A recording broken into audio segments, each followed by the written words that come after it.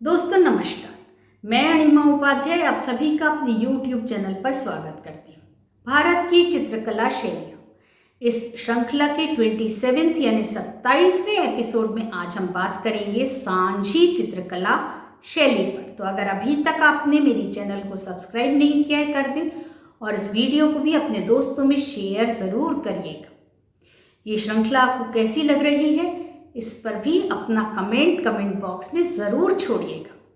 इस चित्रकला शैली पर अपने द्वारा बनाए चित्रों के माध्यम से सांझी चित्रकला शैली की सारी बारीकियां मैं आप लोगों को बताऊंगी। सांझी कला उत्तर प्रदेश के मथुरा वृंदावन के मंदिरों में उत्पन्न हुई अत्यंत परिष्कृत चित्रकला शैली है। इसमें कागज पर सुंदर बेल बूटे व आकृतियां चित्रित करके फिर किसी तेज धार वाले ब्लेड या कैंची के इस्तेमाल से उसे सावधानी पूर्वक ऐसे काटा जाता है जिससे आकृतियों का एक जालीदार पैटर्न बनकर कागज पे तैयार हो जाता है, जिसे स्टेंसिल कहा जा सकता है। एक बार स्टेंसिल बन जाने के बाद जहां भी ये पैटर्न बनाना होता है उस सतह पर इस स्टेंसिल को रखकर उसके ऊपर रंग लगाया जाता है, जो कागज के जालीदार पैटर्न से छनकर नीचे सतह पर आकृति के रूप में उभर आता है। रंग सूख जाने के बाद स्टेंसिल को सावधानी पूर्वक हटाया जाता है और इस स्टेंसिल का फिर से इस्तेमाल किया जा सकता है, क्योंकि एक ही स्टेंसिल को बार बार इस्तेमाल किया जा सकता है। इसीलिए पैटर्न में सटीकता और समरूपता भी दिखलाई पड़ती है। ये चित्रकला शैली भगवान कृष्ण की लीलाओं, कहानियों व पूजा अर्चना से जुड़ी हुई चित्रकला शैली है। इसकी उत्पत्ति संध्या शब्द से हुई है, जो अपभ्रंश होकर संझा और बाद में सांझी हो गई। ये चित्रकला बहुत ही जटिल डिजाइन्स के बावजूद बहुत सुंदर व प्रभावशाली लगती है। वह ब्रज की कलात्मकता के साथ साथ भक्ति की भावना को भी दर्शाती है। इस चित्रकला की जड़ें बहुत पुरानी हैं। शताब्दियों से वृंदावन के प्राचीन मंदिरों में सांझी चित्रकला बनी हुई देखी जा सकती है, जो इसके प्राचीनतम स्वरूप को प्रामाणिकता प्रदान करती है। इसे परंपरागत रूप से त्योहारों और धार्मिक अवसरों पर घरों और मंदिरों की सजावट के रूप में बनाया जाता है। इसका किसी विशेष स्कूल में प्रशिक्षण नहीं दिया जाता था, अपितु ये परिवार में ही माता से पुत्री को हस्तांतरित होते हुए आगे बढ़ने वाली चित्रकला शैली थी। पैटर्न को कागज पर बनाकर फिर सावधानी पूर्वक उसे ऐसे काटते हैं जिससे डिजाइन का जालीदार नमूना कागज पर बनकर तैयार हो जाता है। इस स्टेंसिल को घर के आंगन में या दीवारों पर रखकर ऊपर से रंग भरकर फिर स्टेंसिल को हटा लिया जाता है, जिससे वही डिजाइन सतह पर बन जाता है जो स्टेंसिल पर काटा गया होता है। इसी स्टेंसिल को अगर बेल बूटे बनाए जाते हैं तो आगे बढ़ाते हुए उसे कंटिन्यूटी प्रदान की जाती है।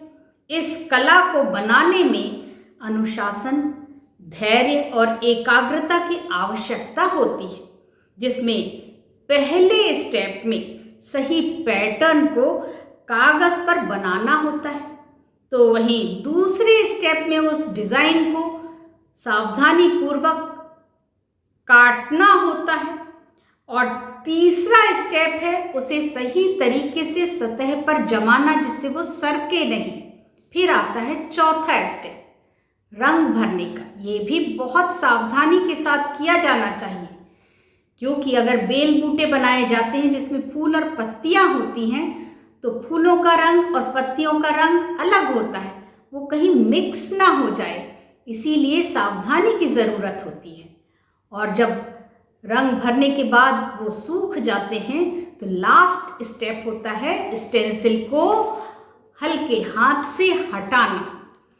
सांझी कला बनाने अर्थात चित्रित करने के लिए विशेष तकनीक व सामग्री की जरूरत पड़ती है, जिसमें धारदार ब्लेड या कैंची और बारीक सुइयां चाहिए होती हैं, जिनसे कागज पर बने जटिल व इंट्रिकेट पैटर्न को सावधानी पूर्वक काटा जा सके। इस कार्य को बहुत सावधानी और एकाग्रता के साथ किया जाना आवश्यक होता है, क्योंकि एक छोटी सी गलती भी डिजाइन की समरूपता बिगाड़ सकती है। दूसरी सामग्री है कागज, जिस पर डिजाइन चित्रित किया जाना होता है और फिर उसे उसी कागज पर चित्रित करके काटकर स्टेंसिल तैयार किया जाता है। इस स्टेंसिल को विपरीत पृष्ठभूमि पर जैसे फर्श या दीवारों पर सही तरीके से रखकर डिजाइन चित्रित किया जाता है। तीसरी सामग्री होती है रंग।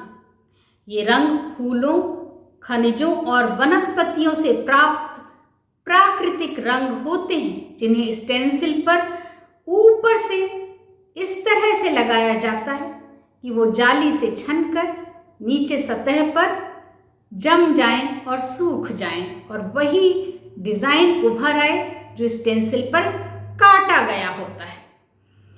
इस स्टेंसिल का पुनः उपयोग भी किया जा सकता है और वही डिजाइन बार बार बनाया जा सकता है, उसे कंटिन्यूटी भी प्रदान की जा सकती है। सांझी चित्रकला में जो पैटर्न बनाए जाते हैं वो हिंदू दर्शन एवं पौराणिक कथाओं से जुड़े होते हैं, जैसे कमल के फूल, कदम के पेड़, मोर, मंदिर के गुंबद आदि। इसमें ज्यामितीय आकृतियां भी बनाई जाती हैं, तो वहीं वृक्ष, देवी माँ के मुख, गणेश जी की आकृति, भगवान कृष्ण की आकृति आदि भी बनाई जाती है। इस शैली में बनी आकृतियां शाश्वतता व आनंद का प्रतीक होती हैं। सांझी कला को विशिष्ट सांस्कृतिक विरासत के लिए जीआई टैग भी प्राप्त हुआ है।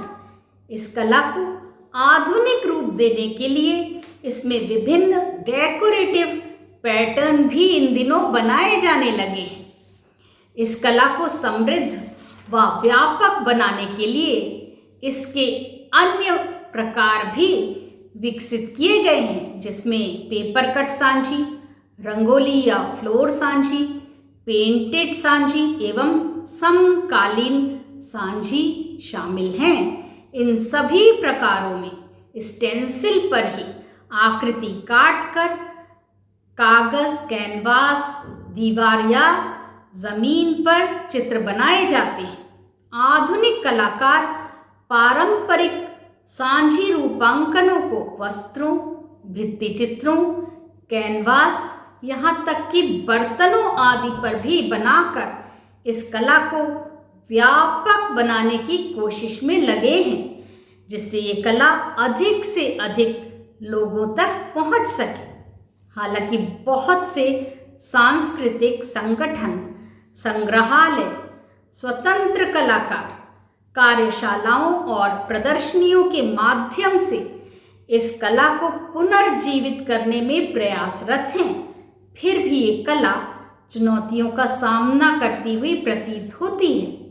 इस चित्रकला के प्रतिष्ठित और नामचीन कलाकारों के नाम हैं लव कुमार सोनी, मोहन कुमार वर्मा, राम सोनी, आशुतोष वर्मा, सुमित गोस्वामी, सुनीता देवी, जयश्री, गोपाल लाल शर्मा आदि। ये सभी कलाकार इस चित्रकला को संरक्षित करने में और इसे व्यापक बनाने में मुख्य भूमिका निभा रहे हैं।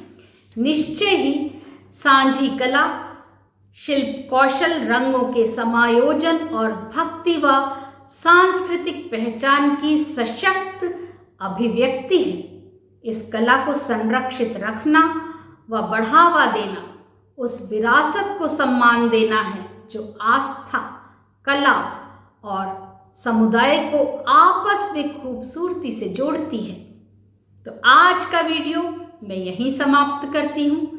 शीघ्र मिलेंगे भारत की किसी अन्य चित्रकला शैली के साथ।